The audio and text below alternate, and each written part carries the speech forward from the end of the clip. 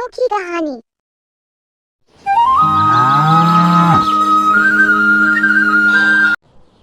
दरसपुर नामक गांव में हरिदास नाम का एक निर्धन ब्राह्मण अपनी पत्नी सरस्वती के साथ एक छोटी सी झोपड़ी में रहता था। जीवन साधारण था, परंतु दिल में भगवान जगन्नाथ के लिए अपार प्रेम और अटूट भक्ति थी। हर सुबह हरिदास स्नान कर तुलसी के पौधे के सामने बैठकर भगवान का नाम जपता। सरस्वती मिट्टी के चूल्हे पर एक साधारण रोटी बनाकर पहले हरिदास को देती, फिर खुद बिना नमक की बची रोटी खाती। घर में दरिद्रता थी, पर मन में संतोष और भक्ति का भंडार। हरिदास गांव में धार्मिक कार्य करता, कभी किसी के घर पूजा तो कभी कथा वाचन। जो भी लोग पुण्य के रूप में कुछ देते, उसी से घर चलता। कई बार दिन ऐसे भी होते जब कोई काम नहीं मिलता और चूल्हा भी नहीं जलता। सरस्वती नदी से पानी भर लाती, सूखी लकड़ियां चुनती और बचे खुचे अनाज से कुछ बना लेती।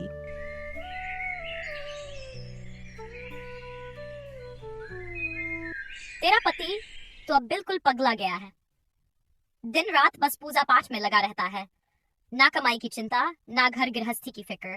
वह चुपचाप लौट आई और हरिदास से गांव की औरतों ने ताना मारा, कहती है, देखो उसकी हालत, उसका पति पागल हो गया है, बस पूजा करता है। सरस्वती, लोग क्या कहते हैं उस पर ध्यान मत दो।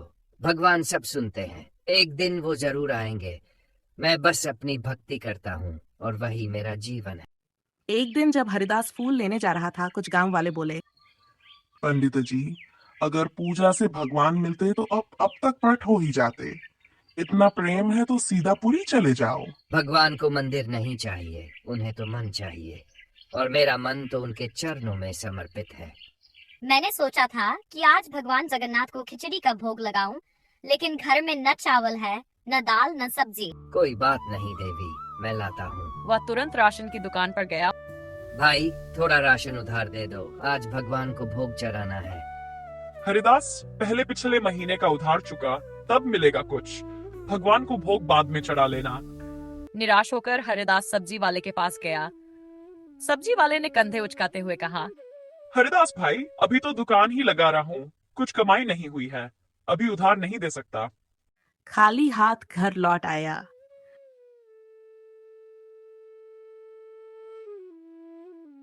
सरस्वती ने कहा, जितना है उसी से खिचड़ी बनाऊंगी।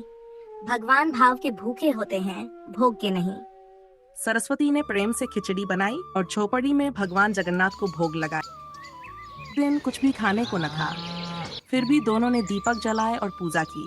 उसी रात जब दोनों भूखे प्यासे बैठे थे, अचानक झोपड़ी के सामने धूल उड़ने लगी। वातावरण में दिव्य सुगंध फैल गई और 3 तेजस्वी स्वरूप प्रकट हुए, भगवान जगन्नाथ, बलभद्र और देवी सुभद्रा।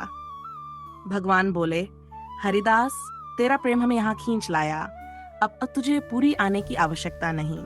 हरिदास और सरस्वती की आंखों से आंसू बह निकले। वे चरणों में गिर पड़े। सारा गांव इकट्ठा हो गया। जो लोग पहले मजाक उड़ाते थे, वही अब दंडवत हो रहे थे। अब गांव वालों को यकीन हो गया, ईश्वर केवल सच्ची भक्ति से प्रसन्न होते हैं, न कि धन दौलत से।